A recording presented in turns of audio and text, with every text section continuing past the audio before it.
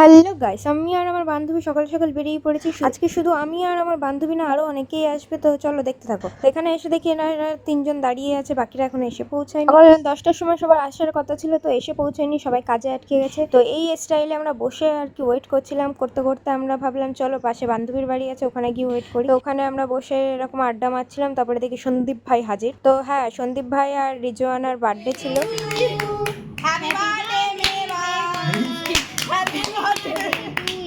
তো এক্সামের জন্য আর সেলিব্রেশন করা হয়নি, তো তারপরেই করা আছে। তো কেকটা বন্ধুর খুবই পছন্দ হয়েছে। এখনো রিজওয়ানা এসে পৌঁছায়নি, কারণ ও কোথায় গেছে, তো আসতে দেরি হবে।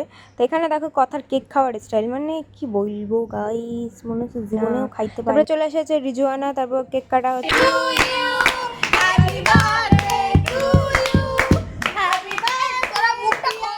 হ্যাঁ, দেখলাম কেকটা এতই টেস্ট হয়েছে যে রিজওয়ানা কেকের প্লেট থেকে ক্রিম তুলে সুমাইয়াকে, তো বান্ধবী আর বন্ধু মিলে আমাদেরকে একসাথে বিরিয়ানি খাইয়েছে। তো যাই হোক, থ্যাংক ইউ তার জন্য। ভিডিও ভালো লাগলে সাবস্ক্রাইব করো।